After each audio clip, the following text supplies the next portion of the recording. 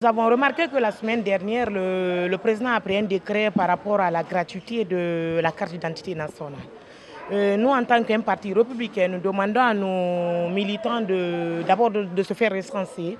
Ensuite, nous leur demandons de se munir de leur extrait biométrique. Ensuite, de se munir également de leur carte d'identité nationale.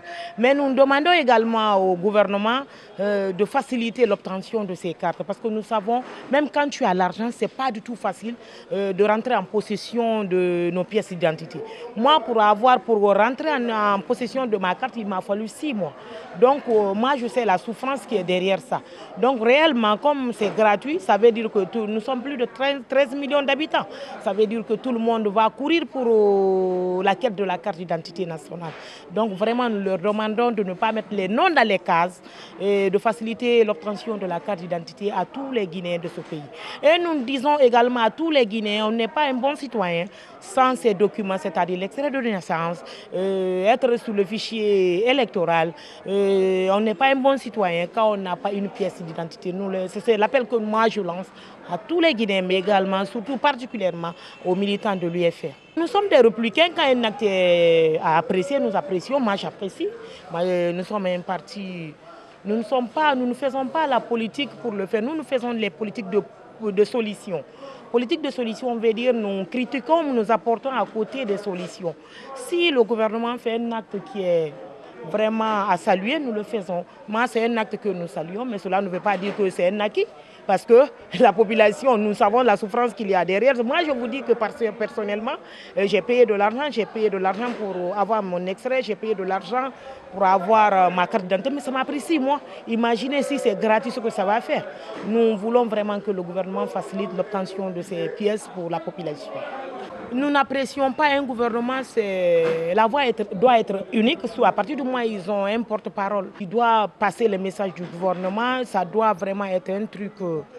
ils ne doivent pas faire de l'incohérence. Gawal a parlé, ce qu'il a dit, c'est parce que le Premier ministre a dit.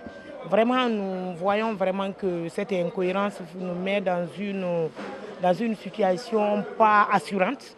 Cela veut dire que nous allons encore voir, nous allons voir, mais moi je suis sûr que les élections ne se feront pas en 2025 là. Ça je suis sûr, à partir du moment où l'autre a parlé, l'autre a contredit, je me dis que les élections ne seront pas du tout organisées en 2025. Mais ça à voir, on le laisse dans ce doute, on le laisse, c'est eux qui ont dit, on va...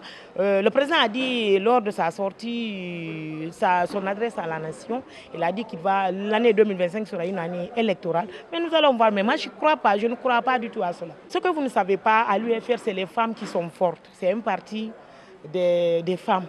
Ce parti est fait à l'image de la Guinée. La Guinée en langue soussou, ça veut dire les femmes. Guinée, ça veut dire femmes. À l'UFR également, c'est les femmes qui sont là. La force de ce parti, c'est ces braves femmes qui sont là. C'est toutes ces femmes. Il y a des femmes qui ont fait plus de 30 ans ici. Elles ne connaissent pas une autre partie. Chez nous, il n'y a pas ce truc de caméléon, le changement de couleur, tout ce qui s'ensuit là. Si vous voyez la force que... Parce qu'il n'y a pas pour ce parti vit, c'est grâce à ces femmes. La mobilisation, c'est les femmes, tout ce que vous savez.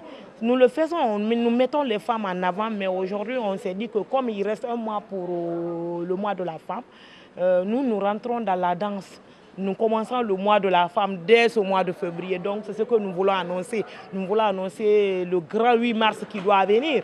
C'est ce que les femmes de l'UFR ont commencé. Et ça va aller jusqu'au 8 mars, après 8 mars. C'est ça.